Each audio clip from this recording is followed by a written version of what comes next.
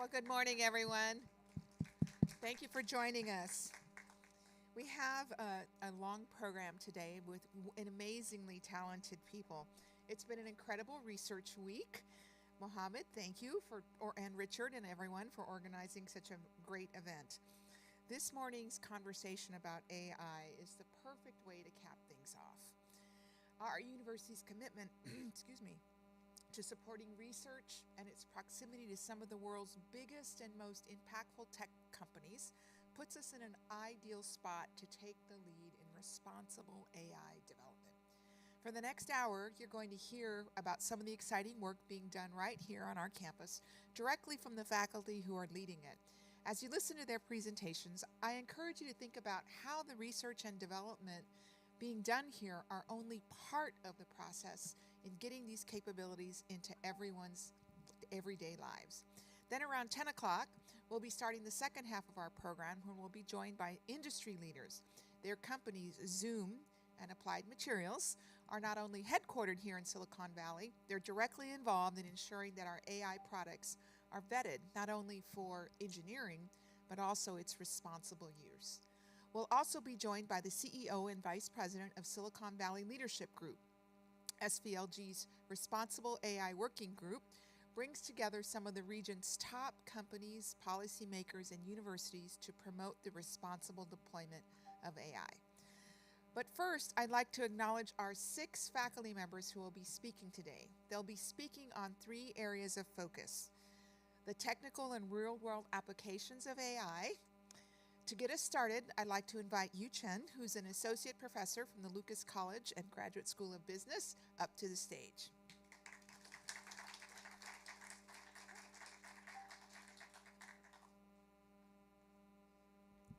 Thank you. Good morning, everyone.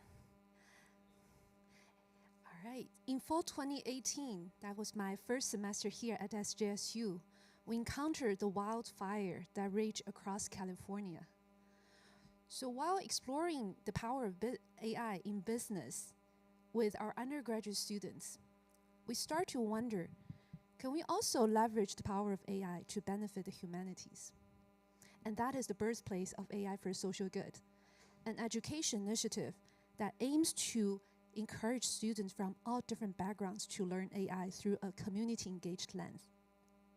Students learn about AI through case studies and labs, identify important social issues in their communities, and propose or prototype AI-powered solutions, and then discuss the ethical implications.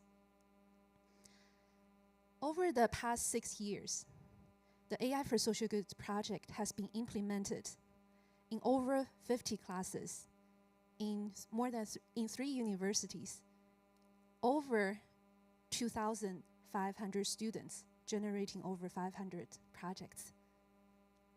In addition to that, over 30 tech companies, government sectors, and nonprofit organizations have joined us to judge student projects. In 2020, the pandemic has pushed the project online. However, that didn't defer learning, and actually students feel even more empowered to identify social issues and address them. As we emerge out of the pandemic, we have shifted our focus to sustainability issues such as climate change and equity in the communities. Students who finish the project not only feel increased interest in AI learning and AI-related careers, but also reported an increased level of understanding about sustainability issues within their communities. In 2022, with the support of National Science Foundation and the collaboration from CSU Long Beach, Cal Poly Pomona, CSU San Bernardino, and CSU Office of the Chancellor, now the AI for Social Good project has stepped beyond SJSU. In 2023, we hosted the very first annual AI for Social Good CSU Student Innovation Symposium, showcasing student AI for Social Good projects. It's not only heartening to see the creativity from our students, but also rewarding to see the smiles and pride from the parents of those students, especially from the marginalized communities. And this year, on May 8th, we're going to host the second annual symposium showcasing how students are leveraging generative AI, chatbots, machine learning, and geo-AI to address social issues within their communities. Come and join us.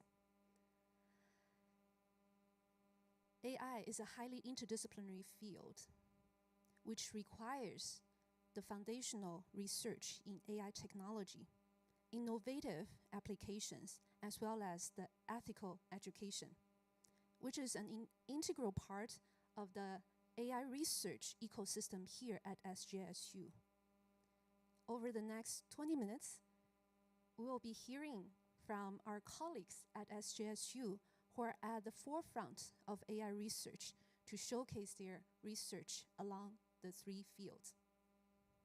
And next, I would like to invite Dr. Joseta Jacheva to talk more about the technical aspect of AI, who is from College of Engineering. Welcome, Jacheta.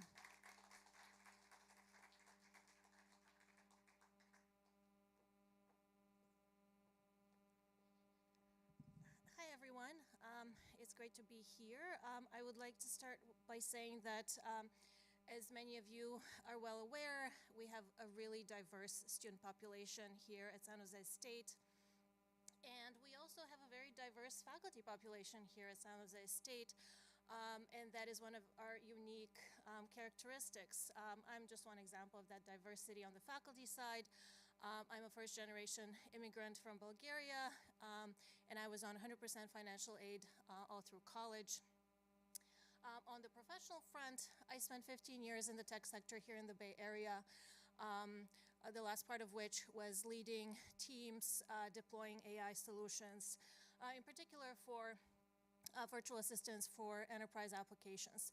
But enough about me. The reason I say this is that when we put our diverse student population together with our diverse faculty, the results are really unique and inspiring. I'll give you some examples from my own work with students and other faculty here at San Jose State.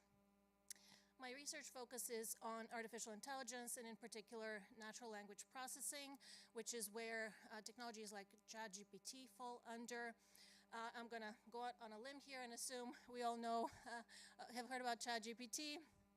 And certainly the arrival of ChatGPT a year and a half ago and a lot of other kind of related technologies since have created a huge shift in how we view information search, education, jobs, and really the possibilities that AI presents and also the potential challenges and dangers that it might pose.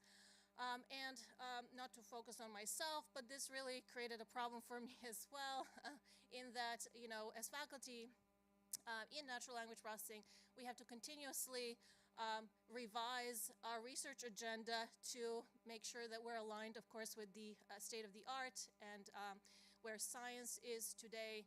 And we have to continuously revise our natural language processing courses, for example. We have a master's in AI program, and all of us are really busy with that. So to give you just a couple of examples of research projects, one of the challenges of large language models that underpin technologies such as ChatGPT are various weaknesses, and I'm not going to go into all of those. I'll just mention one that we discovered, which was that large language models really have a problem with the temporal properties of data. You know, questions such as who is the reigning winner of Wimbledon, or who is the current best Oscar actress winner, are things that it actually gets confused about some of the time, and we propose some approaches to fix that result in improvements to these kind of models of up to 60 to 75%.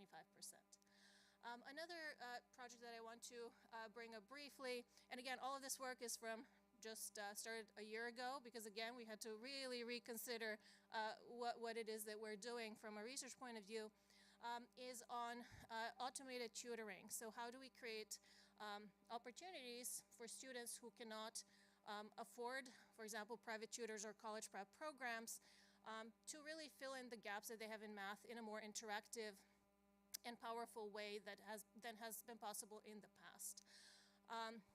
And in particular, we're focusing on math, and we really want to make sure that everybody has equitable opportunities to do well in math and in STEM, where education in general has faced challenges. We've faced challenges in how we prepare students in these areas, and often discourage students that would otherwise be able to do very well.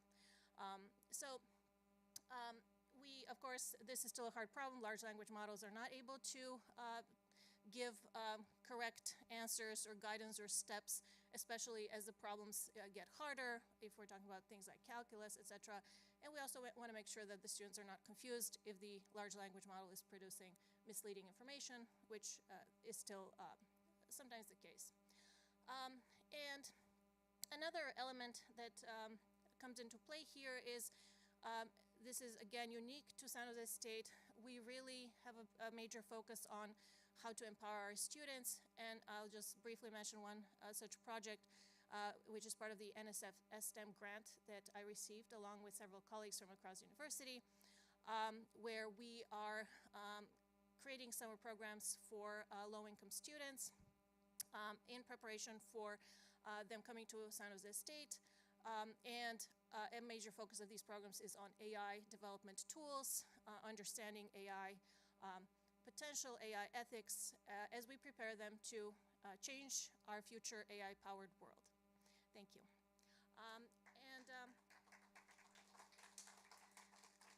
I just would like to introduce our next speaker, Hui Wong, who is from our College of Engineering as well.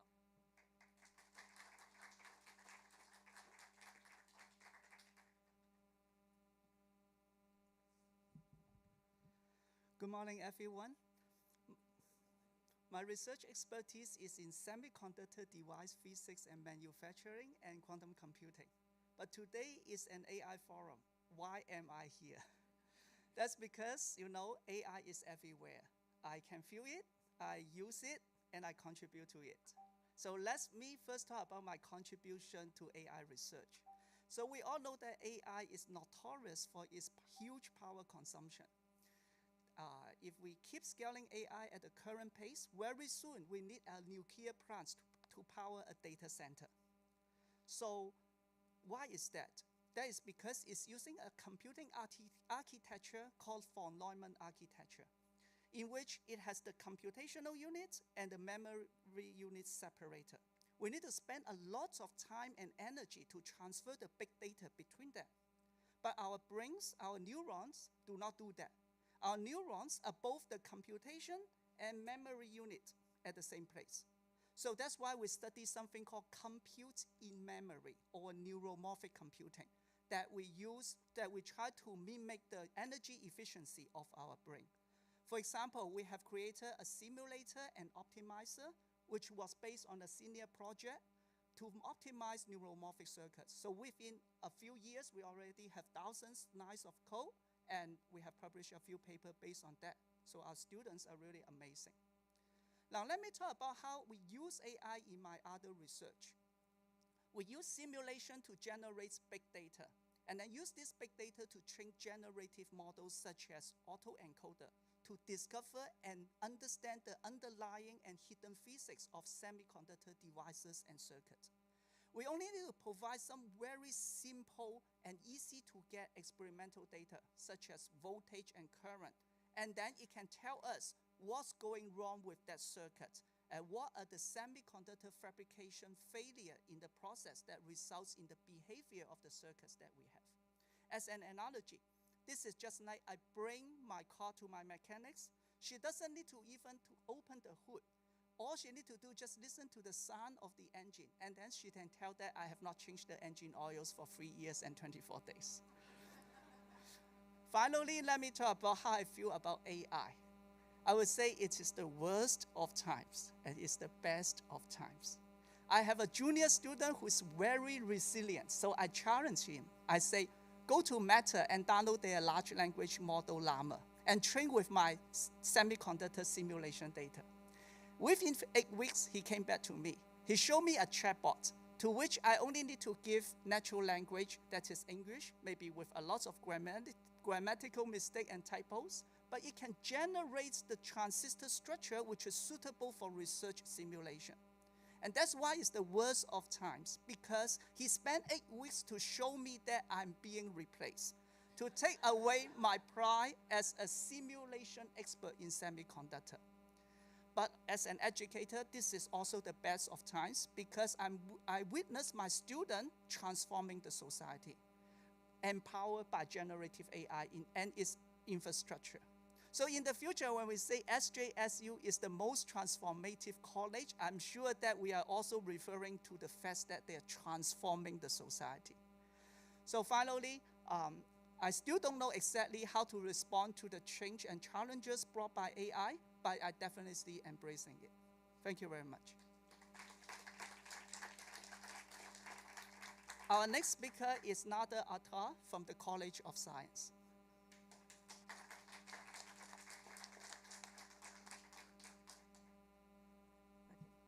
So these are great speech, and it puts pressure on me because I'm from the computer science department. So today I'm so excited to give you 2 examples of real-world application in AI. So when I joined SJSU in the fall of 2018, and then in 2020, the pandemic hit. So the IRB decided to stop all the non-essential experiments. And my research was in human-computer interaction, computer vision, and AI.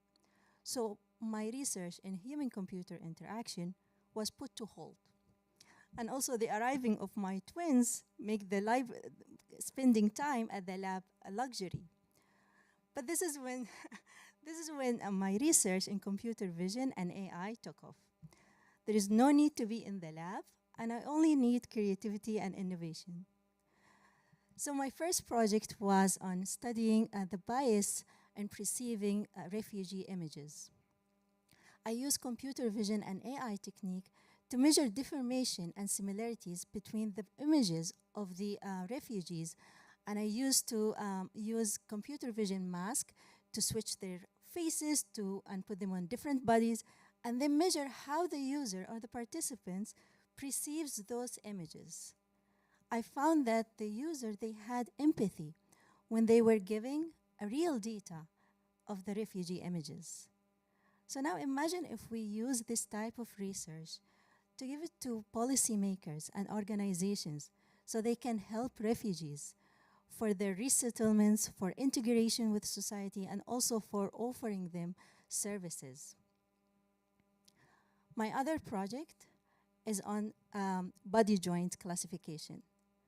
So yesterday, we've seen an email from Commission of Civil Rights that they are conducting investigation on facial recognition technology.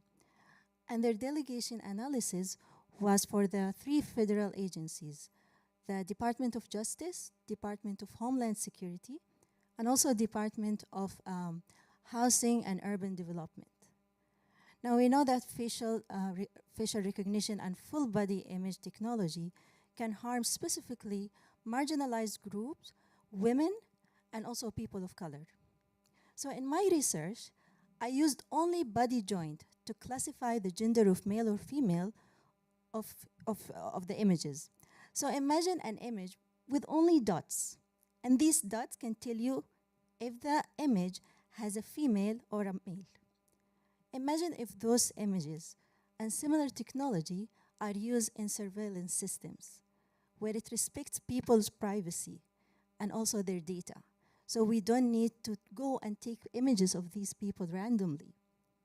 How this will shape a lot of things, and how it will create a best environment, and it will make the world better by using AI. Thank you. And the next speaker is Magdalene Renaki from College of Engineering.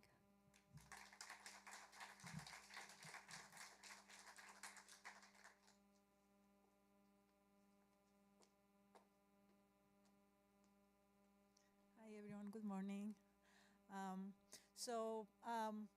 Finding patterns in large amounts of data has always been a fascinating topic for me, and that's what made me do research since my PhD in data mining and machine learning. But even for those of us who have been in this area, this research area for so many years, what has happened in the last few years with the recent advances in artificial intelligence continues to amaze us. AI has become something much bigger than just a research domain, and many AI and machine learning applications have become commodities for the broader public. However, as the famous quote goes, great power must come with great responsibility. So it's our responsibility as AI researchers to ensure the ethical use of data and algorithms and collaborate closely with our peers from other disciplines to make sure that these applications are not created in a vacuum. Today I want to highlight a couple of my recent works done in collaboration with students from SJSU and my colleagues in SJSU. The first project leverages generative AI to ensure data privacy and fairness in recommender systems. What are recommender systems? If you're streaming videos, listening to music, shopping online, or even using social media, then you have interacted with a recommender system. These are algorithms that use past user interactions and preferences and learn how to rank and present content to improve the experience of the user and also maximize engagement. However, as all machine learning algorithms, these are algorithms that train on user data. And of course, when this happens, that's when people can become a bit more sketchy and have lots of privacy and equity concerns. So in our work, we use generative AI, what you all know as the cool neural network architectures that are used to create text and ChatGPT and images in DALL-E and Stable Diffusion. We use it to generate data.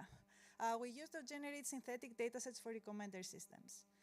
So we use these data sets that can be used to augment or even replace existing data sets, and that ensures privacy of the users without loss of accuracy. And we had already recently our results published in a IEEE paper on this work. In our most recent work, we extended this model to generate balanced data sets such that user groups that are underrepresented in the data sets can still receive fair recommendations, which is another issue. I will change completely area and move to our second project that uses AI to identify and monitor urban heat islands. Urban areas such as San Jose usually experience the heat island effect, defined as being significantly warmer than surrounding rural areas. This is the direct result of factors such as reduced natural landscapes, urban materials, dense housing, anthropogenic activities like traffic, weather, geography. This phenomenon has been shown to impact vulnerable population, increases energy consumption, especially in the summer, worsens pollution, and it has been shown that neighborhoods in lower socioeconomic areas are being impacted the worst. The typical approach to evaluating urban heat island intensity requires a lot of time, resources, effort in order to collect the necessary data. In our project, we plan to use AI to automatically extract data on green spaces and asphalt coverage from aerial and satellite imagery and derive land use and population density from publicly available data sets. We hope to work closely with our community partners, including the city of San Jose, to develop an index that will allow them to make accurate predictions and enable fair and equitable allocation of resources based on that index. To close, I want to change hats a bit and say that in line with my research work, I became involved in the initiative to create a new master's in artificial intelligence back in 2019 and have been serving as the program academic coordinator since then. This degree, when we first designed it and proposed it, it was the first of its kind in the entire SJSU system and also the Northern California universities.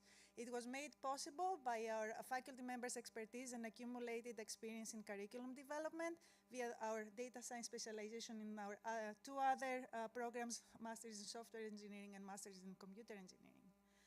We are excited to see the steady growth of this program, educating our students on the fundamentals of AI and machine learning while providing them with hands-on experience and skills on cutting-edge technologies.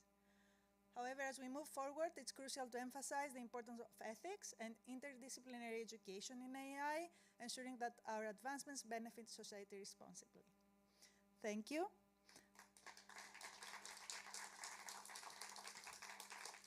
So our final speaker is Etienne Brown, assistant professor from the College of Humanities and the Arts.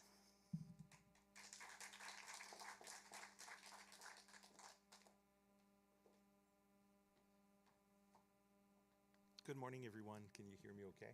Yeah. I'm Etienne from the Department of Philosophy, and I'm very happy to represent the College of the Humanities and the Arts today at this event. So when you hear AI, you probably think of the most recent developments in artificial intelligence. So the first thing that comes to mind is generative AI, right? So large language models like ChatGPT and image generators like DALL-E. But I want to ask you, how often do you use generative AI, right? Has it infiltrated all dimensions of your life? Probably not. If you're like me, you've played with ChatGPT a bit, but it hasn't profoundly transformed the way you live. We're frequently told that generative AI is going to change everything, but for a lot of us, this claim remains a bit speculative, right? So even if you've never used generative AI, artificial intelligence has already profoundly transformed the way you live. But when I say artificial intelligence, I'm not primarily thinking of generative AI, but like my colleague Magdalene, I'm thinking of a subset of machine learning algorithms called recommender systems. So in contrast with ChatGPT, nearly all of you interact with recommender systems multiple times per day.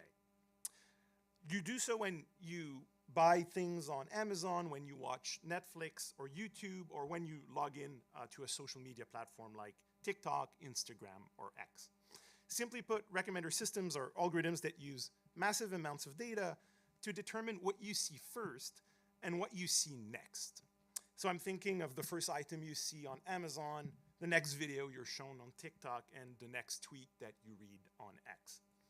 So I'm a political philosopher. I'm a professor in the Department of Philosophy, and my research is guided by the belief that deciding what people see first and what they see next amounts to exercising immense social power. As people's attention is quite limited, deciding what they see first and next influences what they buy, who they meet on social media, which ideas they're exposed to, and as a result of all of this, what they believe and how they behave. So like many of you, I believe that technology companies have failed to live up to the ethical responsibilities that come with the power to determine what people see first and next. On social media platforms, for instance, the central goal of recommender system is called engagement optimization. So platforms try to make you react positively or negatively to what you see. And they do so in the hope that you'll spend more time on their platform so that they can show you more ads. In the past decade, engagement optimization has been a key driver of social problems like polarization, echo chambers, misinformation, hate speech, and social media addiction. But I'm not here to try to convince you that social media is bad. You've already heard this a million times. And honestly, I'd rather let you make your own judgment about whether it's good or bad for you. Instead, what I'm here to tell you is twofold. First, when we think about AI, I think that we should spend more time thinking about how recommender systems shape social relations, right?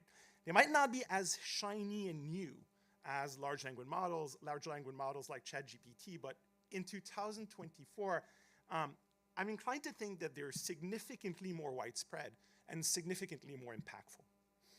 Second, I want to suggest that we can do much more with recommender systems than what we've done so far, which is primarily to try to sell products and show people advertisements.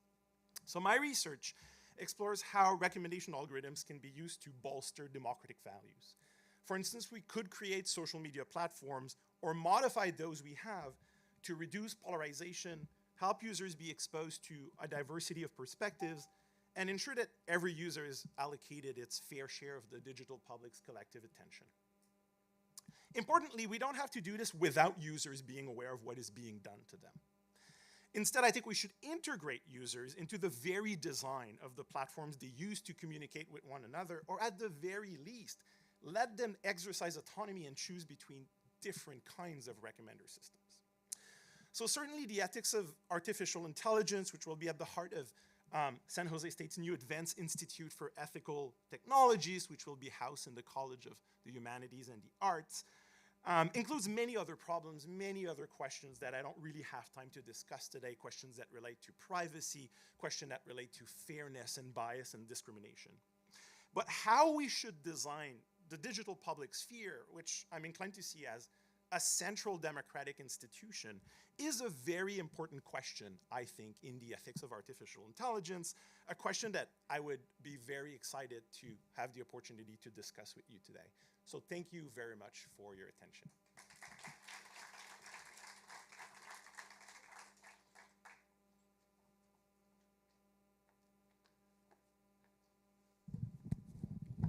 Thank you to all our speakers. I'm going to ask you all to come up on stage, and we're going to start the live Q&A. While they're doing that, you'll see some QR codes on your right and left. We're going to have a live Q&A with our amazing panel.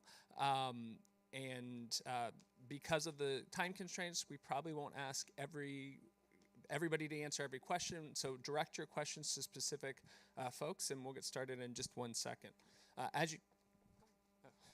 As you can see, we're doing a lot of amazing work here at San Jose State, and I really want to just thank the presenters for showing the depth of work that we're doing here, and things are starting to come in, so I'm going to go ahead and get started.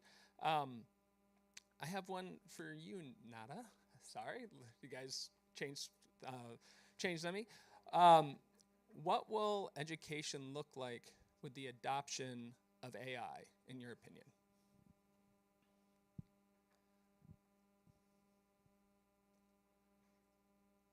Can you hear me? Yes. Okay. Yeah. So I believe that the educators won't be replaced soon by the AI. We thought that we will be replaced during the pandemic when students can watch online courses, but it didn't happen. And AI is going to do the same thing. So the AI won't be able to replace us because we have the soft skills of advising students. And it's not only tell them what courses they take. Students come to us and they ask us which job offer I should do. I have these 2 offers. Should I do this internship? Should I graduate this semester, or should I just extend my study 1 more semester? And this thing is case by case. AI cannot do these things.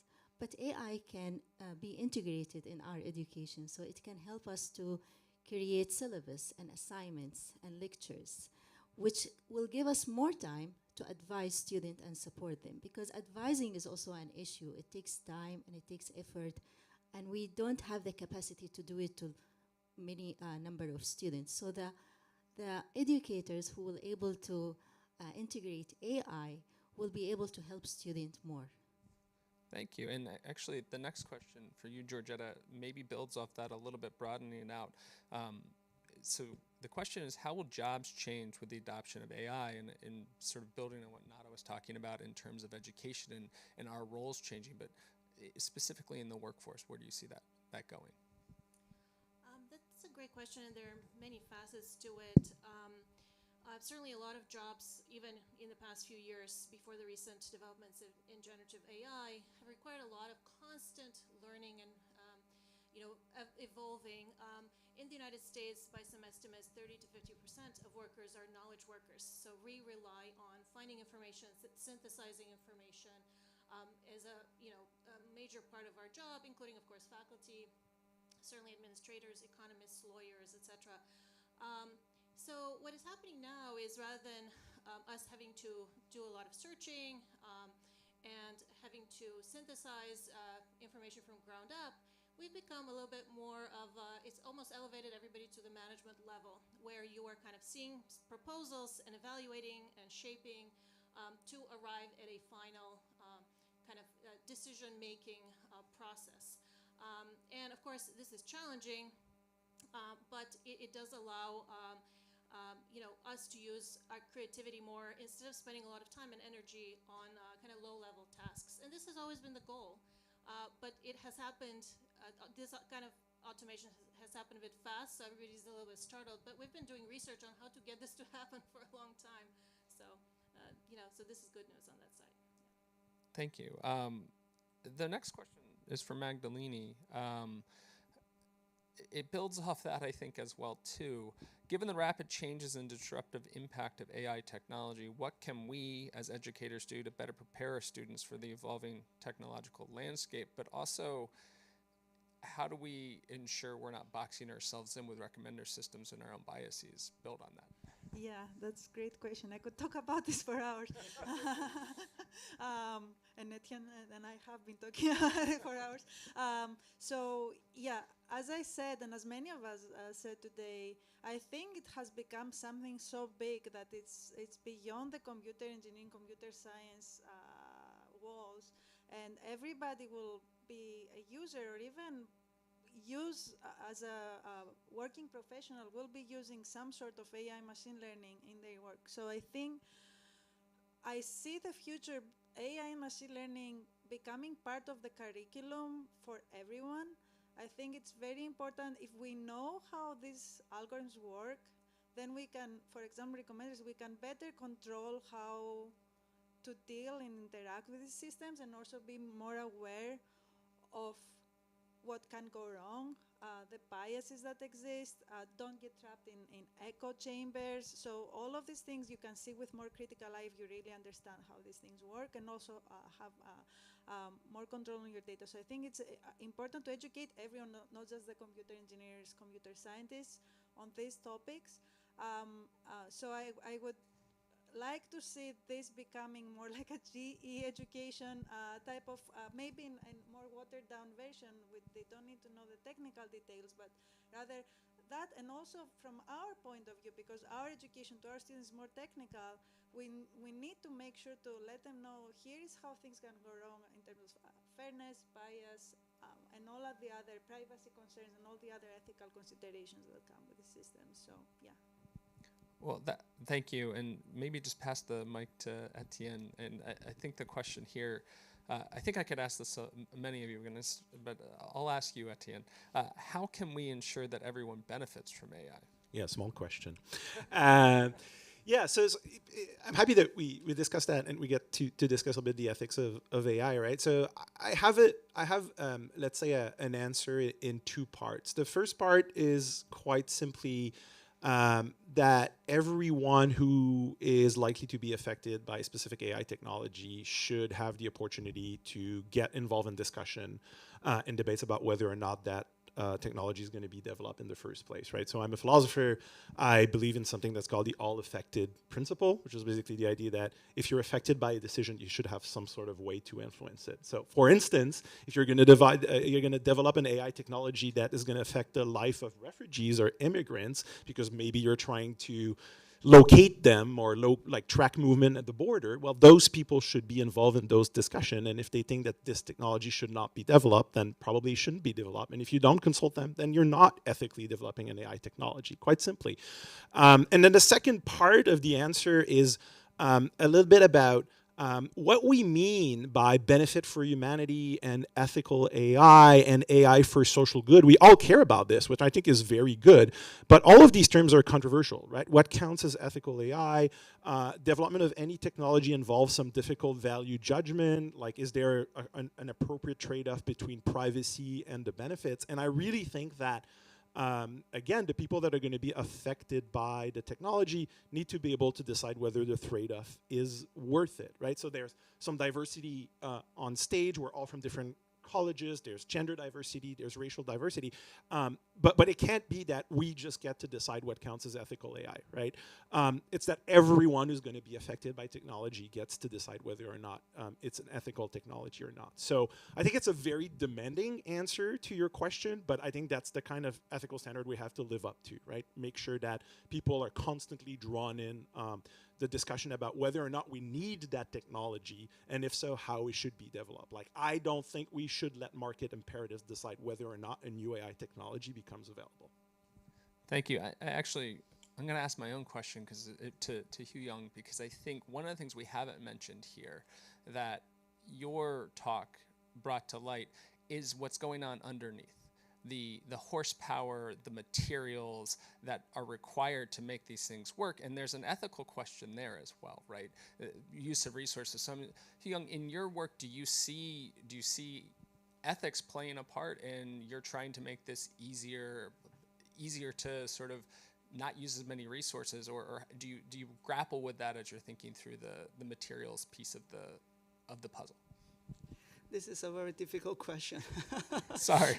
Actually, I did not, and I actually really love what Etienne just said, and but I will look from it at a more practical perspective because I'm an engineer. But I definitely should incorporate the ethical issue. Sometimes I really ask myself how much energy I consume to generate those data I use to train my AI model. Actually, it consumes a lot, but I never put in my paper. So I think when people publish paper, they also should say how much energy they have consumed, right?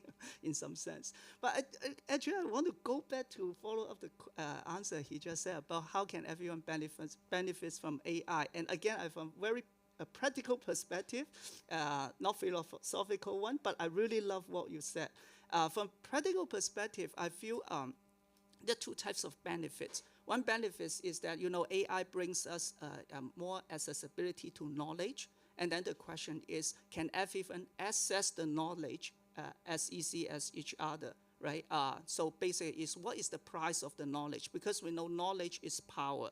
So if I have more money, I'm richer, I can get to access to more knowledge. So is that at this stage that we can access equally? I don't think so. I think if I have more money, I can get more function from ChatGPT. So that is an equity issue. So how can we make sure everyone can benefit from AI? That is one perspective. Another is that if I want to train my own AI model, can I access to expensive resources, all this GPU and high performance computing cluster, right? Again, this one even has an even worse situation. Just taking the example from my junior student who is very resilient. He's really good. I say he can fly now, but he cannot because I only have 2 high performance GPU. He has many ideas. He can come back to me. He said, Professor, can we buy 8 more GPU? I can make this chatbot even better. But I said, sorry, I don't have money. I need at least 100 to 200,000 to buy another high-performance GPU. So from this perspective, to ensure everyone can access, I think the government, national lab, or big corporation really can help. They can share some of the resources with the community. Yeah. Thank you. And actually, I'm going to go to Yu Chen and Etienne. I think you have the closest mic. Oh, no, I was wrong. Sorry. Bringing you're a business professor, so I'm curious how you would respond to a question in the chat that says, how do you think we should regulate AI, and sort of taking in perspective what your fellow panelists have said? Yeah, thank you I think that's a very important question. I want to start off by maybe ask the audience, how many of you drove here this morning? Yeah, pretty much almost everyone. And how many of you had a lot of fear driving here? I didn't, maybe 1 or 2, yeah. All right, so the reason I asked those 2 questions is cars, when they were first invented back in the 1880s, they were new technology and they were dangerous. However, it's not until almost 2 decades later we've seen the very first traffic rules implemented statewide. So the reason I mentioned that is, of course, for me, I'm not in the position of making traffic rules or regulations, but I think for educators, we're more of serving the role of a traffic school, teaching our students how to be more ethical and responsible designers and developers. So for example, in our AI for Social Good project, one of the important questions is when students are creating AI for social good projects, they're not creating AI for social harm projects in a conscious or unconscious way. So what we did is when students are creating their applications and getting the excitement about the power of AI. At the same time, they also serve as the AI ethical auditor of their own projects. For example, they will need to examine very carefully where did you train, what are the data sources, and how do you ensure those data sources, when you're using them, you ensure the security and privacy. Have you get the consent of the data creators to protect data intellectual property? are you able to ensure, especially from generative AI, the outcome is accurate and has the quality to make sure it's responsible output? And also at the same time, what about the transparency and explainability of the system that you're offering to the users? And having said that, I'm not saying that AI regulation or serving as a quote-unquote AI traffic school is as simple as traffic, because AI comes with much more power, so it's a much more complicated scenario. But at the same time, as educators, as AI traffic schools, quote unquote, our job is to keep updated about the current regulation and also teach students the best we can so that they can become responsible and ethical creators. And just lastly, quickly touch upon some of the point that Etienne and also Huyong has mentioned about the diversity. I think one important thing to address bias and fairnessness is to ensure we include more diverse student body in the AI education. Especially, we're so proud as San Jose State, we are minority and Hispanic serving institutions, and it is so important to include not only AI consumers, but more of AI designers and implementers, developers, to integrate more diverse voice and perspectives in the development of AI. Yeah. Thank you. So I think I have a final question for everyone, but I want to start with Etienne due to your role in the Advanced Institute for Ethical Technologies and where we're going with that. And it touches on things we've talked about this whole time. And what I want to hear is, who defines what's ethical? Who defines what's acceptable? And what roles does government, higher education, and industry play in defining the rules for AI, ML, and how we grow, or put on guardrails? Yeah, and again, it's a really tough question. In a way, a nice follow-up to what I was saying earlier, because then, yes, everyone should be consulted and have a chance to decide whether a technology should be developed and how it's developed, but how do we make this happen concretely? How can regulation help us? I don't have like the miracle answer to regulation. I think the US political context right now is also very complicated. There's not a lot of technology bills there's no technology bill that has been, ethical technology bill that has been passed within the last years. I have some hope about the recently proposed American Privacy Rights Act. I think that we might see a privacy legislation. But the regulation model that I have in mind, and it's not perfect, but I've defended it in an op-ed that I've published, not here, but in my home society of Quebec, is something like an AI FDA, right? So like, I think there should be an independent public organization that gets to review proposed new AI technologies. I think that if we organize consultation with the people that are going to be affected by this technology, it should probably be a function of that office to do something like that. It's not perfect. Some people will disagree with me. Some people will say we'll slow down innovation. Honestly, I tend to think that with innovation or AI innovation, we can afford to like slow things down a little bit.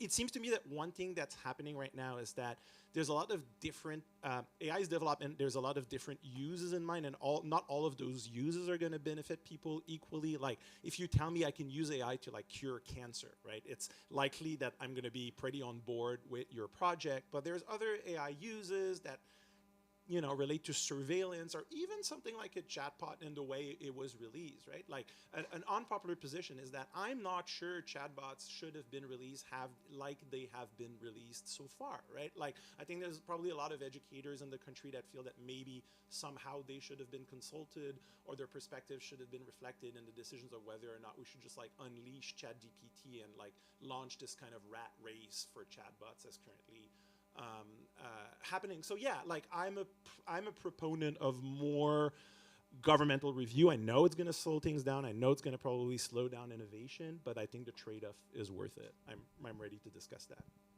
Great. I'm going to turn to Georgetta because you mentioned chatbots, and I'm curious about how you feel about the role of, again, government, industry, higher education, but maybe specifically with your experience in industry and helping to develop some of these large language models.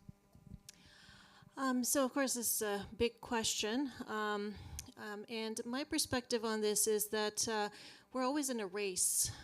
So, whether it's viruses and vaccines or technology, good uses of technology and bad uses of technology. And we just, that race is unavoidable. I think the US is not quite in the same place from a regulatory perspective as Europe, for example. But the US, and I say this as, an immigrant, the US in general, over time, is very good about, creating and following rules and ends up with more regulation in various areas than other countries. So I do have faith that in this race, while it's always, challenging to keep up with potential problems and problematic ways in which technology is used, that we're gonna, keep advancing and, making sure that technology is used for good. Great. And I might ask Q Young you're training the next generation of engineers. So what role is that training in making sure we have both sides of this, acceleration, innovation, and also ethics? Yeah. So I agree with what everyone have said, right? Regulation or whatever. These are so important and involve people to talk and consultation.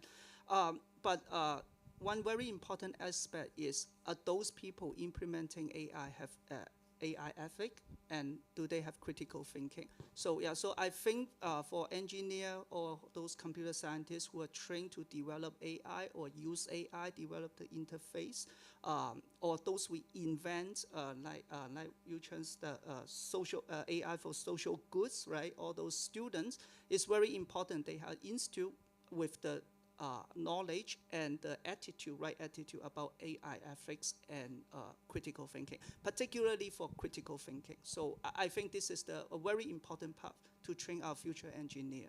So I have friends, they are software engineer. They were worried about what to teach their kids. In the past, they said they should learn Python programming. But actually, now they say, no, maybe we should teach them philosophy. Thank you.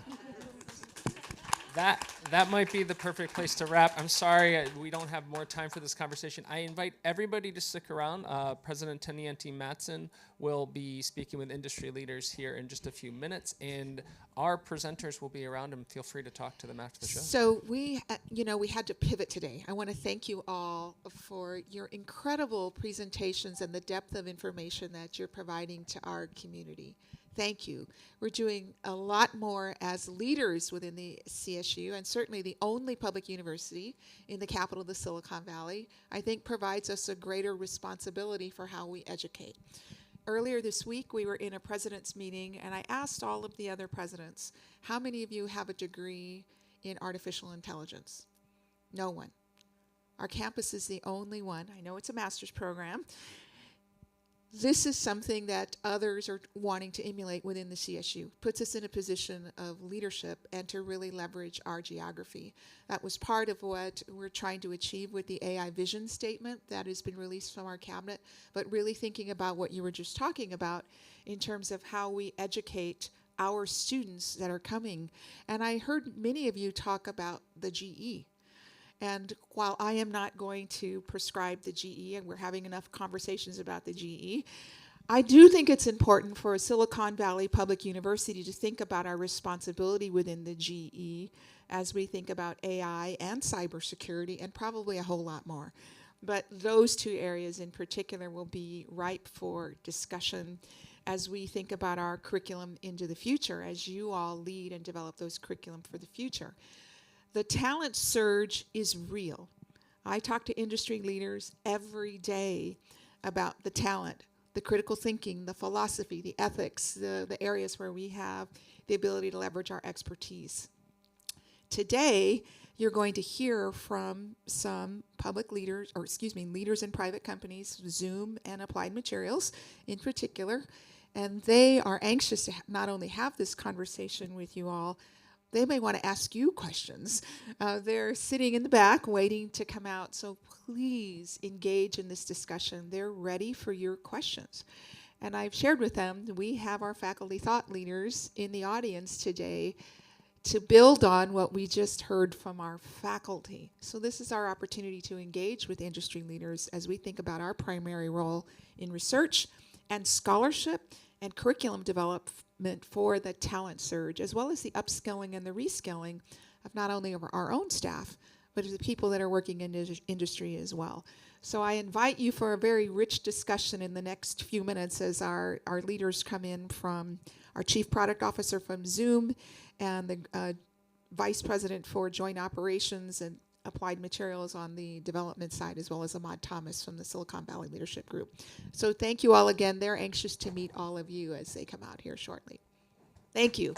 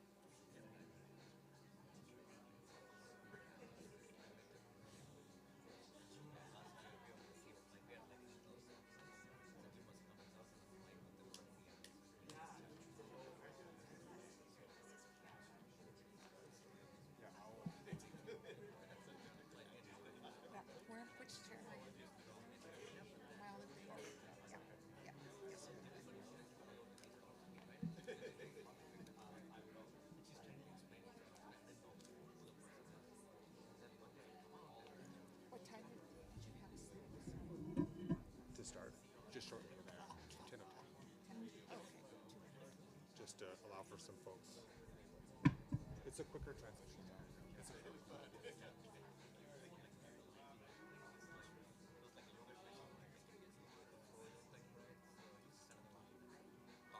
One more chair, one more chair. Yeah, because there's 4. Are we good? President. We're good. Why don't I see over? 3 speakers. Yeah, take one chair. Yeah. Okay. So.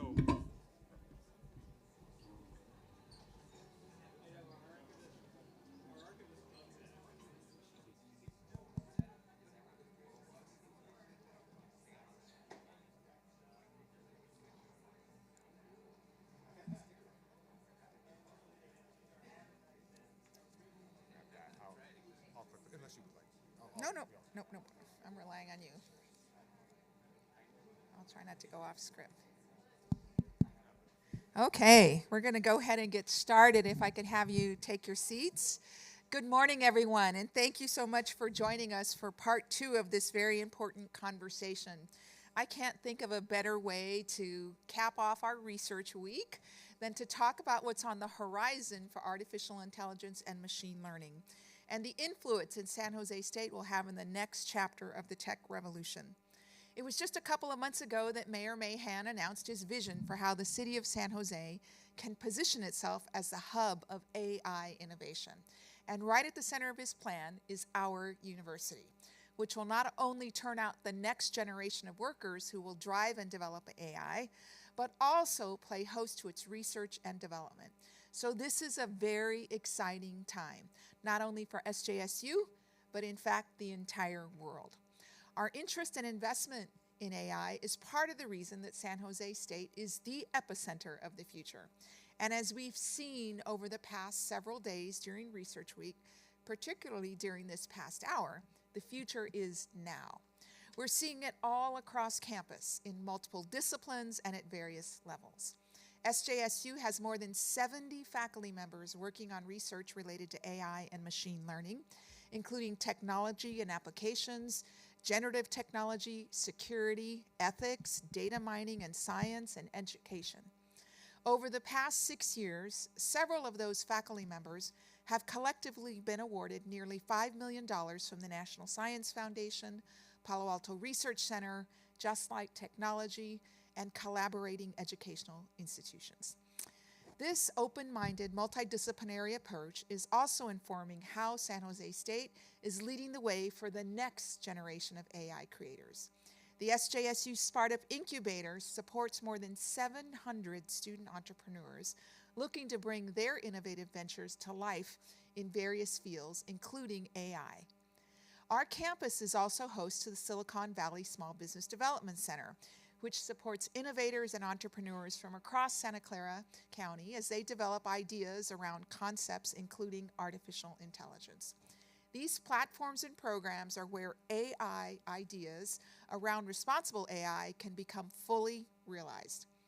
Earlier this year, many of the biggest names in tech announced their participation in the U.S. AI Safety Institute Consortium, a collective of more than 200 companies, universities, and other orgs. This group's commitment to developing both the technological and ethical pieces of the AI puzzle is emblematic of the collaborative and measured approach that will be needed as artificial intelligence continues to expand. And it's one that's front and center here at SJSU. The technology space is where much of the attention around AI is focused, but San Jose State is also leading the way in the discussion around artificial intelligence in other areas.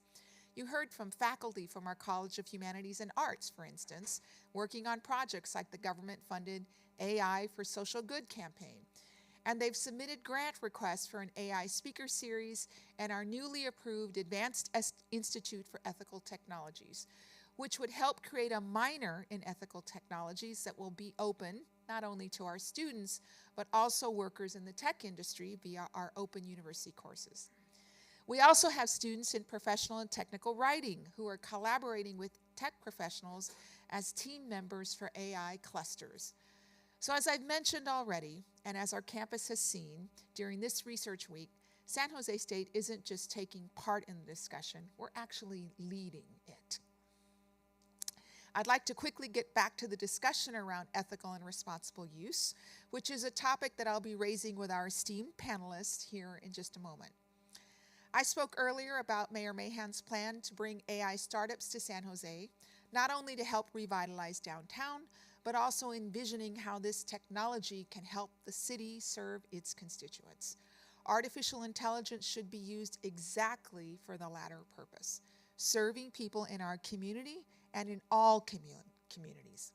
Whether that happens in city government, higher ed, healthcare, or corporate America, AI has the potential to add convenience and expand possibilities for humankind, if developed and rolled out responsibly. This is another way that San Jose State is primed to lead the charge.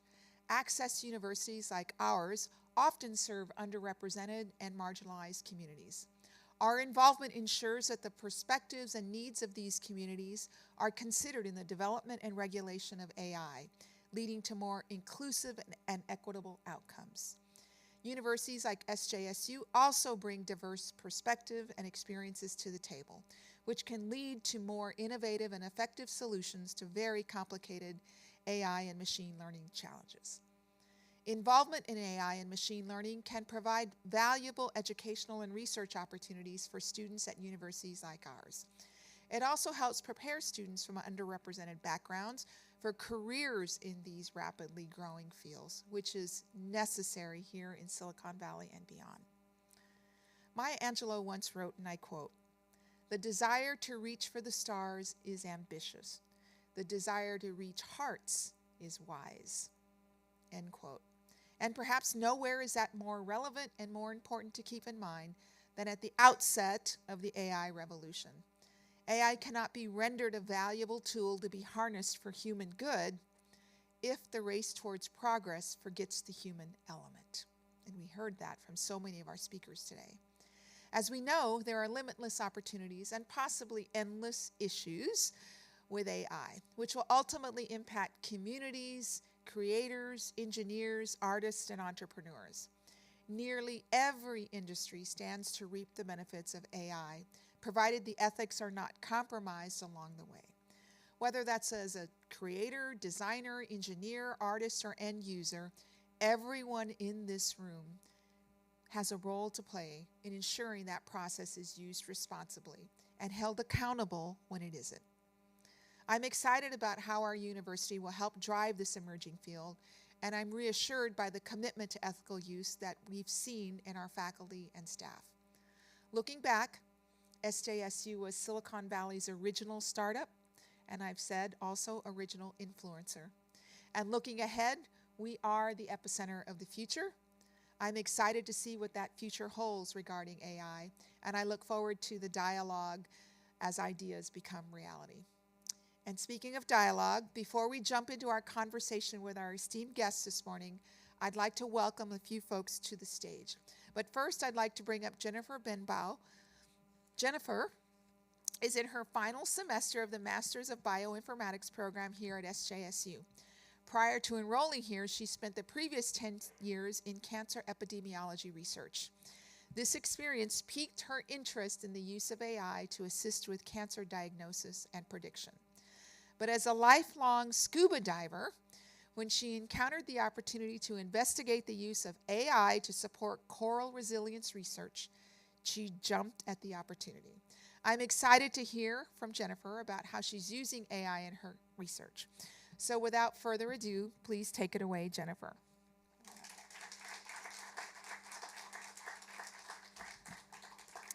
I'm excited to share my little talk from this past Tuesday with you all. It's for a generalist audience, so it's just a little taste of what we're going to be doing. So as you've, I'm sure, all seen in headlines, in the news, year after year, as the oceans warm, coral reefs are dying at alarming rates. And people's livelihoods are at risk of dying with them. You see, coral reefs contribute nearly $400 billion to the global economy each year. And if they disappear, over 300 million people who depend on those reefs for their livelihoods are at risk of becoming climate refugees. Fortunately, scientists around the world are working on coral resilience projects, particularly selective breeding projects, to produce more heat-tolerant coral that can be outplanted in the wild to restore the reefs. Initial results from these projects is really promising, but scaling up is a challenge because the work that goes into it is so labor-intensive. Let me explain why. I should double check. Do we have my slides up here? Great, okay. As you see in figures 2 and 3, in the lab, coral are grown on these small stone plugs. In order to track the growth of the coral over time, researchers take high-resolution photos of these coral, and then they manually trace, they digitally trace by hand, the outline of each tiny coral, and they do this repeatedly over the course of the project. This process alone takes hundreds of hours. So if a computer could be trained to do this work, it could cut costs, it could increase scalability, and so that's what we set out to do. As part of the Heller Lab, Phil Heller is sitting right over here, I've had the opportunity to collaborate with researchers at the Hawaii Institute of Marine Biology to determine if computer vision can aid their research in this way. Normally, when we train a computer to detect objects, when we do it de novo, it requires hundreds of thousands of annotated training images, and that simply isn't feasible in this project. So instead, we've used a process called transfer learning. I started with a model that had been trained on 300,000 images of common objects, and then I retrained it on just a couple hundred images of coral. Examples of these annotated images are visible in figures 4 and 5. Each of those blue masks, as most of you as AI experts are aware, are annotations that tell the computer which pixels pertain to coral and which are the surrounding image. And the computer uses this to distinguish between the two. In figure 6, you can see the results of deploying one of these fully trained models on the same image. And as you can see by comparing the masks, they're performing remarkably well, upwards of 85% true positive rates. So, implementing this new tool in the lab at the Coral Resilience Lab at the Hawaii Institute of Marine Biology is on track to yield immediate cost and time savings for our collaborators. But more broadly, we're hoping that implementation of this at labs around the world could increase the scalability of coral resilience research and maybe tip the scales in favor of saving the reefs and the livelihoods of those millions of people who are depending on them. Thank you.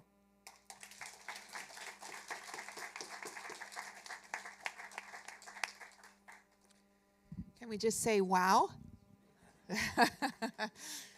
Thank you, Jennifer, and congratulations. And for those of you who don't know, Jennifer was our first place winner in this week's Grad Slam competition. So let's give her another round of applause. She'll be going off to compete at the entire CSU-wide competition with the other 23 campuses. Before we move on to our panel discussion, I'd like to invite Peter Leroux-Munoz to provide a quick policy update. Peter is the Senior Vice President for Technology and Innovation with the Silicon Valley Leadership Group, which is one of the nation's most dynamic business associations, representing many of the global tech companies driving progress around the AI landscape. Peter, thank you.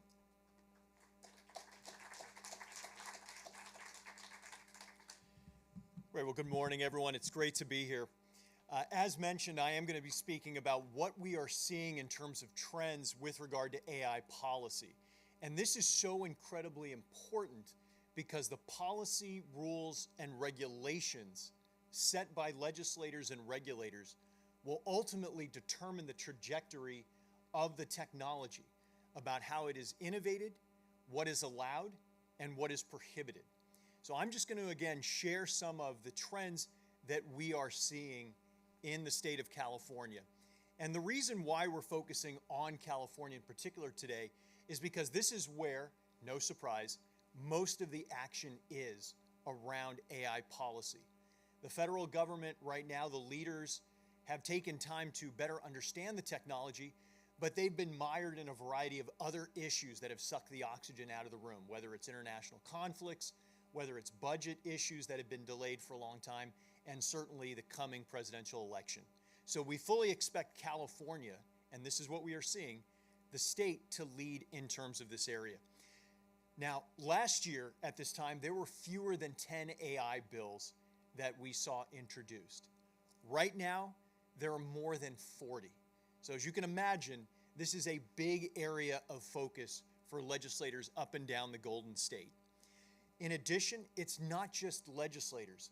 Regulators throughout the state at different agencies are also very much involved, whether it's the California Privacy Protection Agency, whether it's the administration itself in terms of the governor's office. Many different government actors are looking about how to understand and ultimately set rules for the development and ultimate deployment of AI technology. Now we're seeing categories. I think there are three big buckets that can house the bills that we are seeing. And those buckets are transparency, that is, how is AI being used and when is it being used? We're seeing guardrails, that is, rules for, or proposed rules, for setting contours around how AI technology is developed and used. And then opportunity. Where can AI be leveraged in the provision of government service for the public good? Now, I'm not going to go through all of these, but I just wanted to pull out a couple of samples of each of the buckets. With regard to transparency, again, people should know when AI is being used and how it's being used. We're seeing a lot of different proposals around technical standards and content creation. Okay, we're seeing a lot of concerns around content provenance, that is, understanding the origins of digital content so people are able to understand where their information is coming from. We're also seeing a lot of proposals around disclosures that companies have to make with regard to how they use the technology. Also disclosures around how models and algorithms are being trained, what data is being used. In fact, there is a bill that's affectionately labeled the Data Digester bill for how companies are taking in data, how they're using that data, and then ultimately requiring them to register publicly as data digesters so that the public can have a better sense for how information is being used to train and program their algorithms and models. Then we have the guardrails. These are policies that go to targeted solutions to particular problems. And there are a variety of interesting proposals in here. Perhaps one of the most interesting is around Evan Lowe, an assembly member representing Silicon Valley. His idea to look at a universal basic income for individuals whose jobs have been replaced by artificial intelligence. Now, this is very, very early days. There hasn't even been a committee hearing on this yet. So don't expect that this is going to move really, really quickly, but it will engender a great deal of discussion and interest. And I think it goes to some of the concerns that a lot of policymakers have around bias, but also labor impact and workforce impact as well. And then the final bucket that I'll turn to quickly is just opportunity. Where can AI be a solution for improving government services?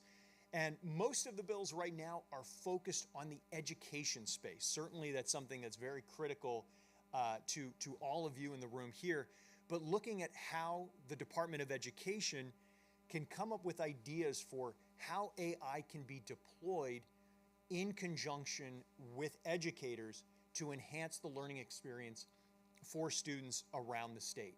So these are the three big buckets that we're seeing. Again, opportunity, guardrails, and transparency. There's a lot to keep track of, I know that. Certainly, I encourage all of you to reach out at any time if you have any questions about any of the bills, anything you're reading. We know it's a lot, but please do look at us as a resource at the Silicon Valley Leadership Group. We're happy to be here for all of you. Thanks so much.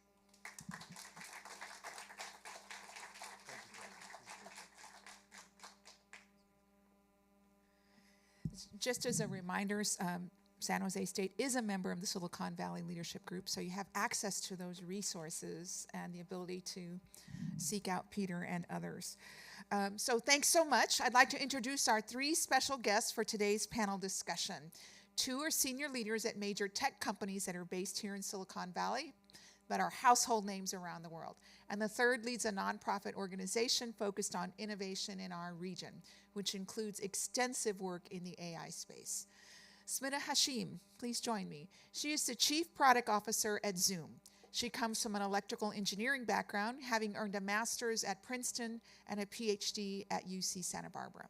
She's an industry veteran with more than 20 years of product management experience with platforms like Google Meet and Microsoft Teams. Raman Uchuta is Group Vice President of the Joint Operations Leadership Team at Applied Materials.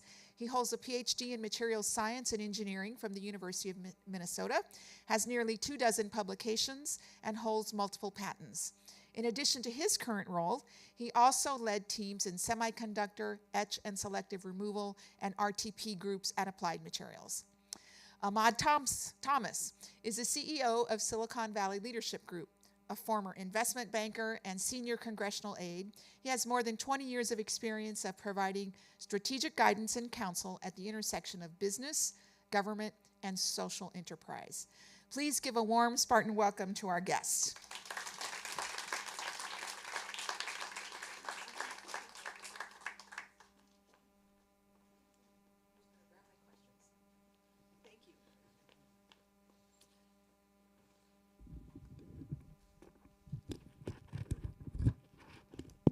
All right. Can I ask you all to just share a brief bit about your academic and professional journeys and what brought you to this point in your career? You want to start?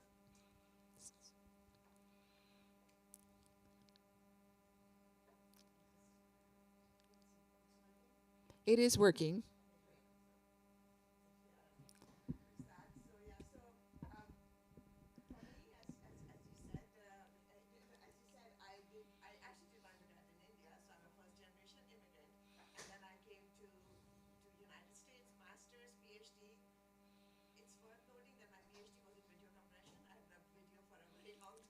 And then I started in research and diversified into product, and I worked.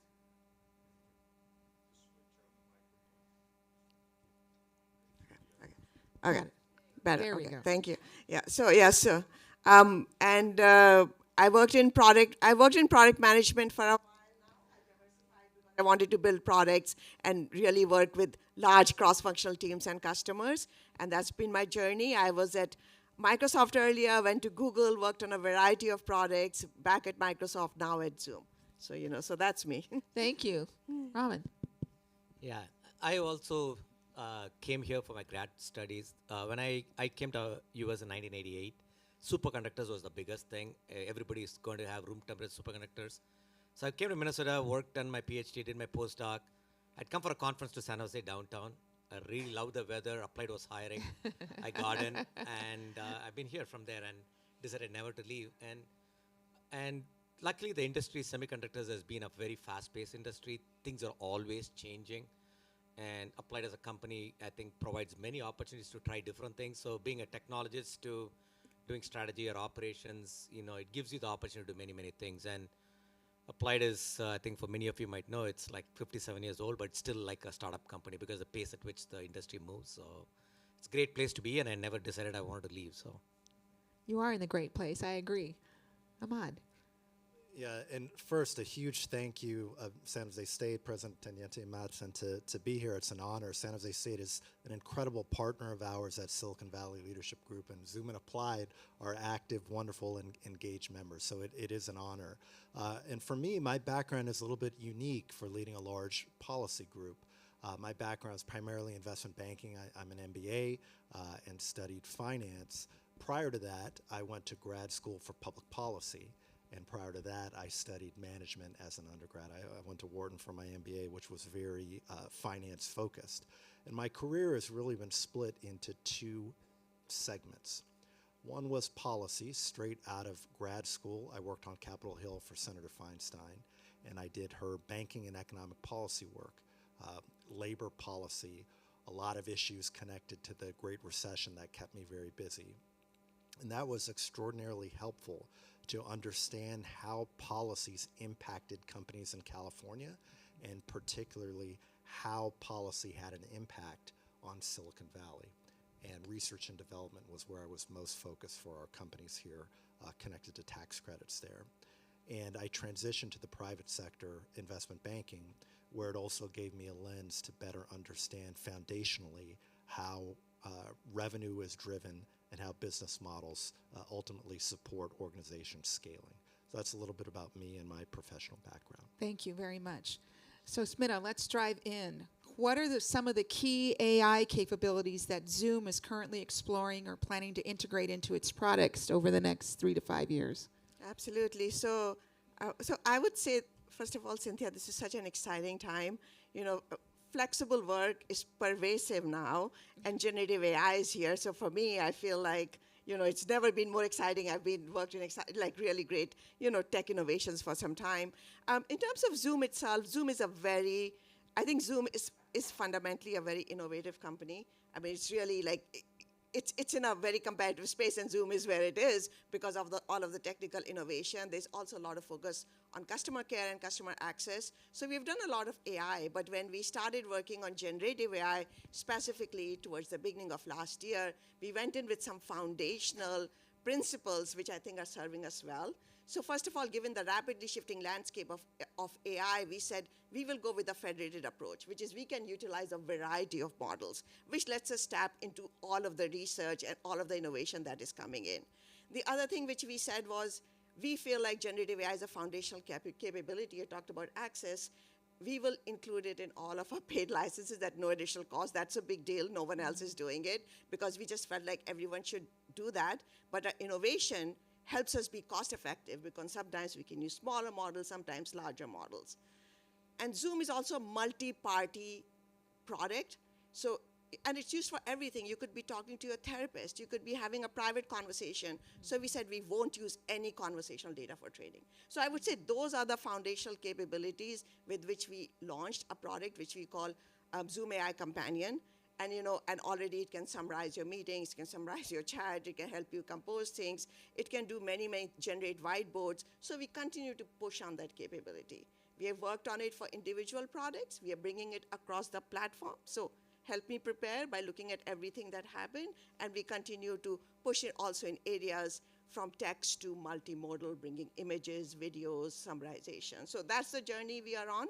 And the other thing which I also want to call out is that there is the employee experience products, which is all of us, how do we work internally? But one thing I love about Zoom is also changing how we serve our customers, like customer care. How do you market to them? How do salespeople become more effective? And our AI capabilities are coming to across all of those as well. Thank you. Sounds like an exciting opportunity that's happening every day there at your company. Every day across all products. Did you walk here today? It was so close. You can walk here. Yes, I could, but I didn't. I should have.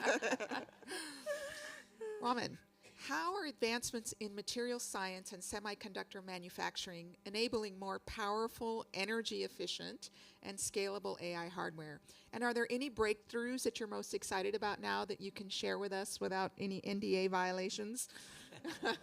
No, Cynthia, that's a great question, right? I mean, Applied is in a unique place where we are actually the enabler of AI, but also the consumer of AI, right? So a lot of the times we do this. So before I start everything, I would just want to say AI is a lot of activity and attention now because of the generative AI moment. But AI has been used in the industry for a long time. It used to be about numbers. Now it's about text and video and pictures and all those things are coming in voice, right?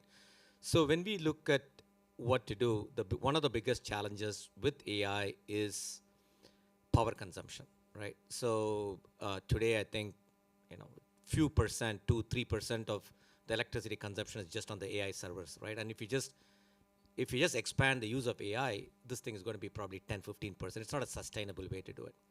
If you look at the semiconductor industry, one of the most important thing the industry uses is there's always trade-offs, right? You trade off between power, performance, area, cost, and time. Power is the most important thing, but you also want speed, so performance comes in, and this is normally a trade-off, right? People give power and performance. Area and cost matters because a lot of us are carrying a supercomputer in our pocket, right? So if you want to run AI models in future on your phone, and if you cannot make it power efficient, you're going to basically create a hole in your pocket coming through, right? So I think there's a lot of things we're trying to do, but the innovations are coming in two different ways, and there's one big pivot which has happened in the last few years. Typically, there used to be device innovations on semiconductors where you drive more performance. The biggest thing which has happened as an industry is to think about a more system-level solution. How do you think end-to-end, how do you optimize all the way from design to manufacturing to actually how packaging, it used to be something you do something simple, but how do you actually put things together and look at it? So if you look at companies like NVIDIA, Intel, AMD, and all of them, you can start thinking about how you design. In the past years, you just design, you kept scaling. Now you intelligently start splitting different functions away and putting them back together using this concept called heterogeneous integration or packaging. And this system level approach can give you 100x more improvement in power, right? So there are these device level improvements you want to drive to, but then there are system level thinking where you can drive. But the number one thing is for AI, and you can see a lot of benefits of AI coming in, you got to solve the power equation. And so the entire industry is focusing on what do you do to do power equation. I'll just end with one thing. And we talk about the system level. People talk about what precision you want to use for AI. Do you use 4-bit? Do you use 8-bit? Do you use 16-bit, right? So you got to think holistically all the way, and we play a role in terms of enabling the materials piece of it. How do you do systems piece of it? But in the sense, I think this is what the whole ecosystem is trying to work towards. Ahmad, from SVLG's perspective, what are some of the aspects about AI that excite you and the companies and organizations that you're representing?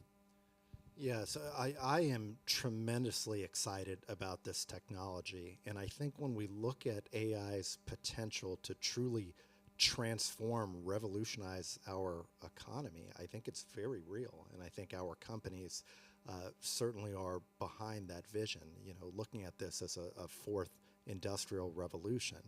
I think there are tremendous potential opportunities that will come in terms of net job creation. With that, as you heard from Peter, we are trying to do our best to proactively have that conversation about how that transition is properly managed so everyone can be uplifted. And I think one of the core elements of our work and core principles of how we've approached AI with our member companies is that human-centric element to AI being maintained. So as I talk about this technology being transformative, when I talk to policy leaders about this, I also talk about what I hope will be a new wave of jobs and employment possibilities that will open up for individuals that may not require a 4-year degree, may not require someone to have a PhD and an incredible STEM background from San Jose State. Of course, those jobs are going to be here, but there will also be human oversight and human-centric AI-connected jobs that I think will be critical to this revolution that's coming. And I think that's something that's an interesting point where proactive engagement from business leaders is really going to be necessary. And when I talk to different groups, we say, do not put your head in the sand. Like, this is happening. This is something that is transformative. And we're incredibly excited about what it means, not just, I think, for the haves, but also for the have-nots. So it's a reframing, I think, of the conversation. I know you've had lots of discussions, I've been in some of them, about how we think about this as a sector, as a community, and the lifelong learning impact for everyone, existing workers as well as our students. So I appreciate that. I'm going to ask you all, what do you see are the biggest challenges or ethical considerations that need to be addressed as AI becomes more deeply embedded in all that we're doing? Spinner, do you want to start? Sure, yes. I feel like we're in the middle of such a revolution and so much potential. It is fascinating, it is energizing, but I also think we have to be very, very thoughtful in how we approach it as as the university is doing, as we are doing, we should be doing as tech leaders. So when I think some of the challenges that I see is it can actually really create a separation between the haves and the have-nots, those who have access to the technology and those who do not. And, imagine a scenario where some people are just incredibly more and more productive because they have access to that. I think that is something to watch out for. I think we have all seen examples of where if we don't watch out for bias, if we don't watch out for how these models are trained, we can perpetuate some of the inequities. I think we have to watch out for that. There is a danger of our data showing up in ways that we didn't expect it to show up, whether it's my personal data or my company's data. So I think there's a lot of considerations. And I do feel like there's a lot of thought which is going into it, but we all have to continue to be very thoughtful. One thing which I do say is we still, and it's great to see everything that's happening here, we all still have to embrace AI. I feel like the good actors have to really embrace it and move it forward, because that is how we make sure we do the right things.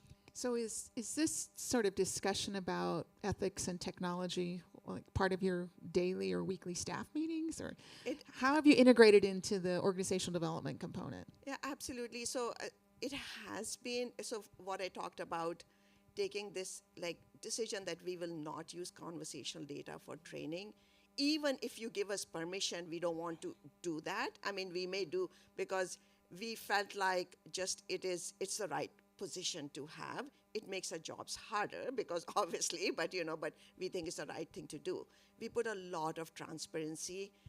It's always the administrators who turn on features. We don't turn them on. Right. And users have control. So it does come into play as content is being generated, or we watch out for bias, we test against it. So those are some of the ways we continue to look at it.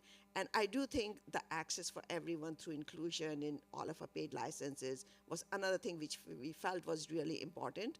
Although we can manage costs, there's some costs to us, of course, but we still feel like we can innovate and it's the right place. So we think about it a lot, Cynthia, but it is a work in progress, and and we will continue to learn and try to do better. Thank you. Robin. Yeah, no, I think Smita covered a lot of good points. Peter had something.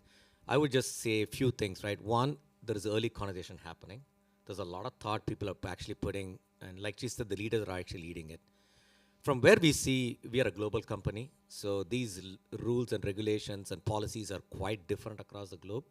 So we have to actually pay attention to not just one region, we have to pay attention to a lot of region. And it's important. I mean, like you asked the question, is it happening on a daily basis? We have a governance group of looking at how to use information, what to do, when to use it. And we are deliberate because this is going to happen, but we got to be ready in terms of everything, whether it is transparency, whether it's responsibilities, integrity, ethics, privacy, IP, lot of things to unpack in that thing. But I think the only thing I want to add is because you cannot just look at it from a local area. For us, we have to look at globally, and the rules and the policies are quite different. So we got to think of how we enact and how we work because we are across the globe. So that's the only thing I want to add. Makes it incredibly challenging, right? Yeah, and I completely agree with both of you. I guess when I look at what we're doing at SVLG, we have a responsible AI working group. We came out with 5 principles that the company's worked on for several months that, AI must be secure, human-centric, explainable, equitable, and with a risk mitigation framework connected to all of this. And I think when you have some first principles where there's alignment, just like when you talk about how you build a winning culture in an organization, agreement around those first principles, I think, are critical. And our companies either have policies that they put in place, and you've seen probably Google's a great example of their AI principles that they put out a few months ago, or principles like ours that have been signed onto that I hope will be gating as we talk about both the opportunities and the potential pitfalls.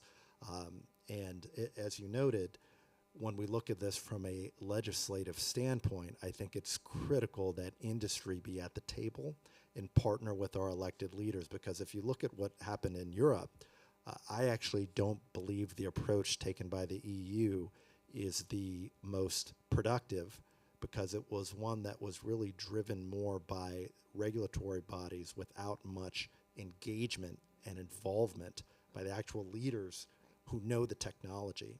And I would say that's probably one caution point I put out there, that the good actors in industry want to see the right guardrails put in place to harness the power of this incredible technology.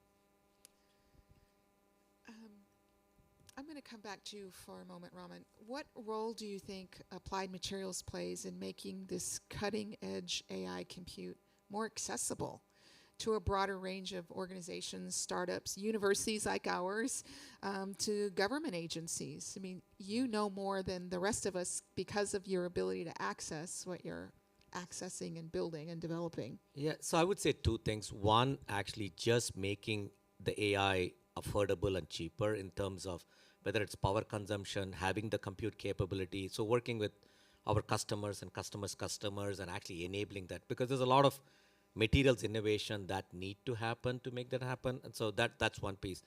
The second piece actually is we are actually wanting to partner with universities, our peers, industry partners to actually collaborate on actually solving problems. So we had actually announced building a center called the EPIC Center, where we can bring the local partners to actually expose them to problems.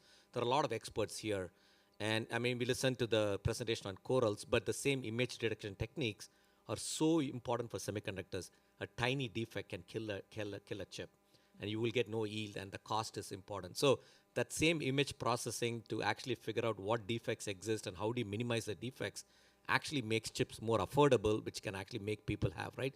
So these things is exposing the technical challenges to the team and actually coming up with solutions is one way I think we want to partner with everybody. The other way is we just want to, the industry always drives down cost. Moore's law is about economics more than technology, right? It's like, what's the cost per function, right? So we want to keep driving the cost per function. And we play a role. We work very closely with the NVIDIAs, the TSMCs, and the Intels of the world to make it happen. How far away in the product life cycle do you think we are from affordability? I think really bringing costs down. I think there are certain things which are already affordable. I think the models being used by, there are multiple models coming. You know, you can rent AI models for a certain price, and there are different scales of it, different size of the models you can use for certain things. I think it's a rapidly changing field, and I think it's going to become affordable. The second thing I also see from accessibility is, I think if we summarize a lot of activities going on, is the assistants and the companions actually are elevating the skills. So a lot of the work if you read is the lower skill can actually get to a higher skill faster and can get comparable to somebody with a higher skill. Of course, the skill, it improves everybody, but I think there is a way you can actually catch up faster. It actually enables a lot of customization. I mean, there's a lot of talks about education and learning, the bills, but customizing learning and actually getting people up to speed, there is already a lot of things happening. And I think the trend will be, I think, definitely better models, lower cost model, easier access. I think we'll be able to help people get access to AI. Smita, is there anything else you'd like to say about how Zoom is approaching privacy and security and trust, and maybe any role that the university can play in some of that work? So privacy, security, trust, I feel like they're, of course, very important for generative AI, but they're foundational to any business. Your customers will not accept a company that does not really respect those from the core principles. So I think from Zoom point of view, that has always been really important. And as we move into new technology, there's so much like trust which happens when someone joins a Zoom call. They're talking, they're showing their face, they're using their voice, they're talking about all of these problems. So I think we have to be very, very good stewards of the data, and we really try very hard to be very good stewards. We are very transparent in how we share that, we work with regulatory bodies across the globe. I mean, Zoom is pretty much a global brand, and we try to stay ahead of that. And what we try is, there are always policies, but I feel like if you're starting with something which is fundamentally designed with privacy and trust in mind, you can satisfy those policies. Maybe someone will say, I want to see more details on the kind of data you're collecting, and we provide that data. But it's not that we have to go and change, because our foundational principle was that. Yeah. So that is how we approach it. But yeah, go ahead, Cynthia. Oh, I was going to say, without violating any trade secrets, have you had attacks on your system or on your philosophies that have caused you to pause that you can share with us? Absolutely. So in terms of, I would say, maybe not the pause, but in terms of attacks, yes, all the time. And not only that, we also have a team which goes and attacks our own products. So we make sure that they are robust. And so we have a pretty big security team. We have the white hats, the red hats, and we try to do the hacking ourselves. We run bug bounty programs. We invite attacks on our system. We have to do all of those things in order to stay robust. I'm going to ask the audience now. I'm going to turn over to you for questions. And I don't know, Ryan, do I have a microphone out there? I don't see Ryan. Oh, there's Ryan. I'm going to turn over to, or Richard. I took my glasses off. So Richard, do we have any questions from the audience before I turn to some other questions? Because I want to give our faculty a chance to ask their burning questions. Go ahead. I'll ask you to introduce yourself and maybe what department you're with. Sure. My name is Georgetta Zhecheva, and I'm an assistant professor in the computer engineering department. And I'm going to turn one of the questions around that we got asked in the previous hour and ask, how do you expect the skills that we teach our students to change, based on what you anticipate, how you anticipate your needs are going to change in terms of our students coming in and contributing and leading in your companies? I can take that first. I think just like learning a language, AI and data skills are going to be part of every job. And whether it is finance, whether it's operation, whether it's technology, I don't think it's going to be different. One way we think in the company is if you write a job requisition for a particular person today, and if you write the same job requisition for a person 5 years from now, what will you put in? It's going to be pervasive. And I think you can see any particular job. You can go up and down the chain. You can write any job you want. You have to have the analysis skill and the AI skill. Now the question is, do you have to know how to create a model? Do you have to know what to do? It's not different, but you have to know how to interact with the model and to go do it, right? You don't have to know how the jet engine is built to become a pilot, but you have to be a pilot, right? So I think these things are going to be important, and I think it's going to just be pervasive for every job function going forward. And I think San Jose State is in the perfect place to actually educate. It should be I mean, I think I have two daughters, and we talk about everybody goes and learns Spanish or whatever it is, right? AI should be as one piece of the course you got to start learning, and you got to start using it and applying it. And what field you go into, it doesn't matter. I mean, I talked about coral versus semiconductor versus cancer, image processing. So I think it's going to be pervasive, and it's going to come in. I think a lot of the tools the companies are developing with low code, no code, different ways, I think it becomes more accessible. I mean, you don't have to learn super duper programming actually to get certain things done. I think it's going to be there, but this skill is going to be part of every job function. So, Smita. Yeah, maybe if I can just add to that, I think one question which comes up also is what are some of the skills that be valuable as AI does more and more things? You know, how can I stay ahead of that? And this is something actually I spent some time yesterday talking to a CTO as well about it. I think the kind of things which are always, which will become more and more important, they were important, is this art of inquiry. How do you phrase questions which are creative and which are like, you know, more like, which bring that human element to it so that you can get to better outcomes. AI is there to make you more efficient. AI is there to help you streamline, and everyone should learn how to use AI maximally, but then using that maximally still requires that kind of almost that method of questioning, thinking, collaborating, and bringing that into play. So, you know, I think to the extent we can train our students to do things like that, it's fantastic for them. yeah, I think English becomes important because if you want to do prompting, you got to have right English skills to write, right? People got used to writing three bullets on a page, but that won't actually work well. You got to prompt well, and I think that's what she's saying. Actually, how do you ask the question is what you get out, right? So now English becomes the programming language rather than the coding, right? So. Ahmad, do you want to add anything? Well, I guess I would just say logic, problem solving, and to maybe double click on what you both have shared, really understanding what goes into the models, because that helps you optimize those tools. And I think while it's in some ways returning to when we talk about those, you know, core tenets of a liberal arts education, I think the ability to be logical and understand how to problem solve is perhaps more important than ever when you think about how you can optimize tools like these. So I'll just add one more thing. You also have to be discerning because the models are not perfect. So you still need that intuition that, oh, this answer is not making sense, you know, and be able to respond, react to it, and be in control of what you are putting out. Other questions from the audience? Nina, is that you I see? Oh, I'm sorry. Ryan, I didn't. Sorry, we can't see each other. That's probably why.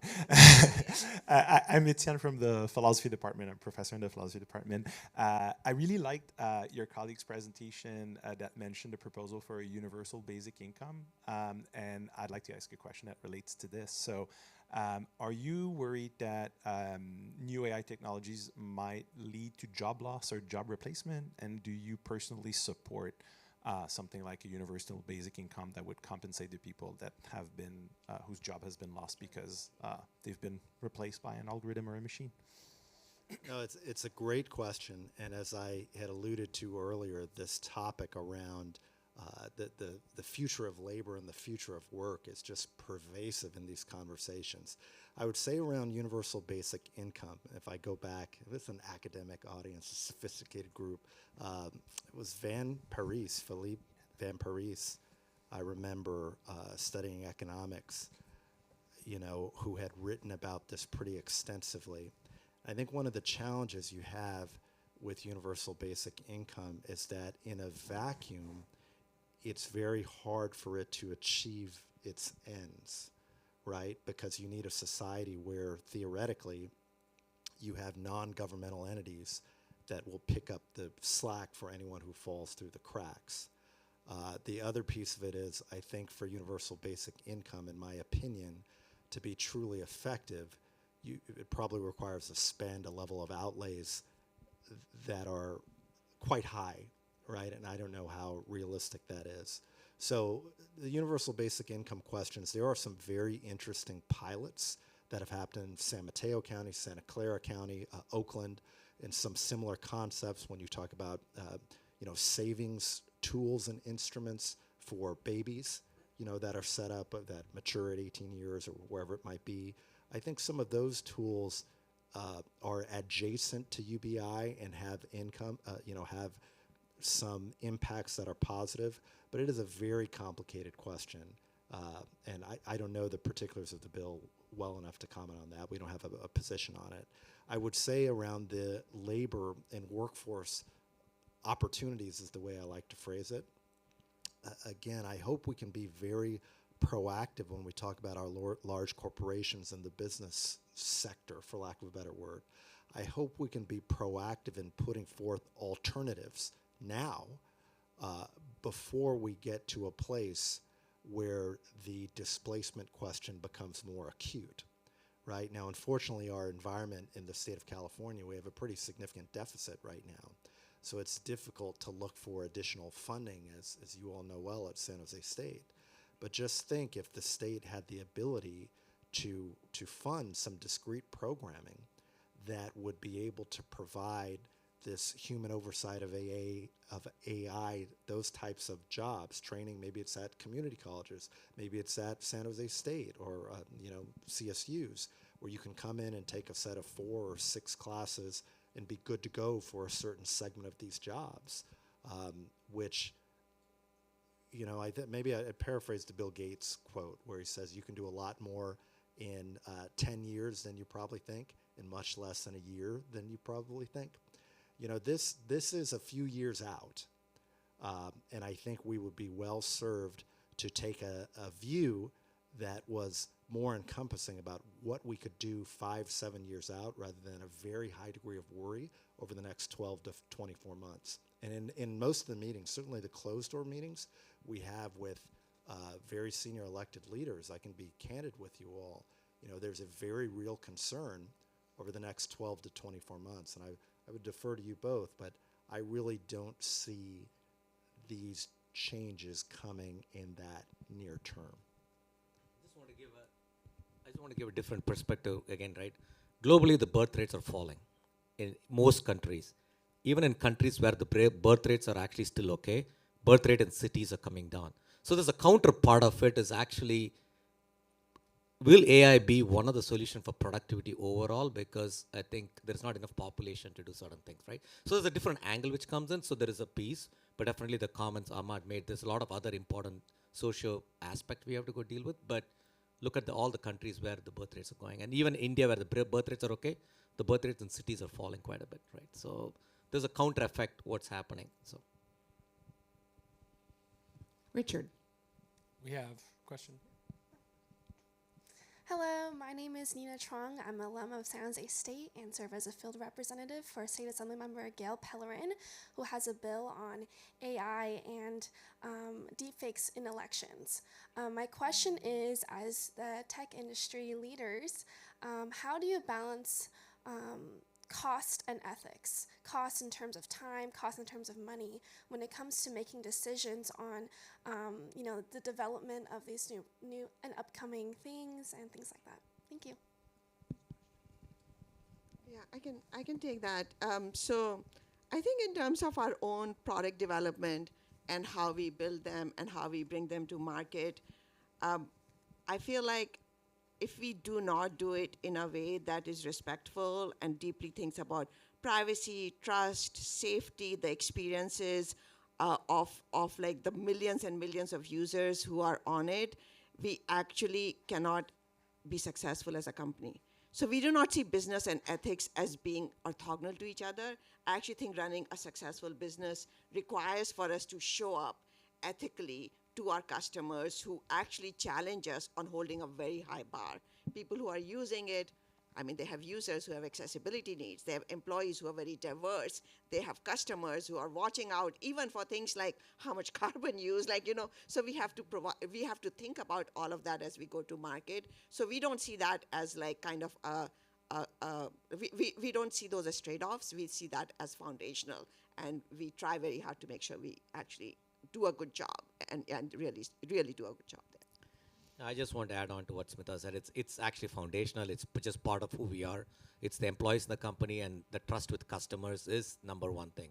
So ethics, and there's no trade-off with IP, there's no trade-off with ethics, there's no trade-off with safety. There are some things which are just foundational, right? So we build systems and we want the systems to be safe, and that's so it's just foundational. There is no trade-off with what we're going to do. Those are all what we call, when you put the priorities, there are zeroth order priority, right? You have to make them, you have to do it. So. And there's a lot of nervousness in the market about these concerns. So I actually feel like the amount of scrutiny which, like, I think a responsible business should do is very, very high.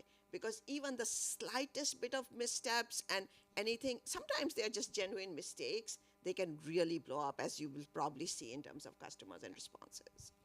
So we're just about out of time. I'm going to ask Smita, all of you to give us some parting thoughts, advice for students, for the university, however you'd like to share some closing remarks. Yeah, I think you're living in very exciting times.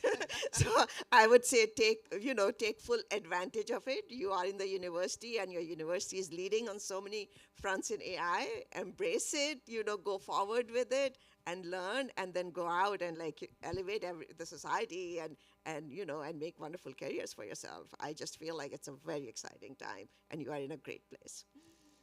Yeah, I think similar theme. All I want is, I think university or academia is a place where you can shape it. You can shape the technology, you can shape the policy, you can shape whatever you want to do.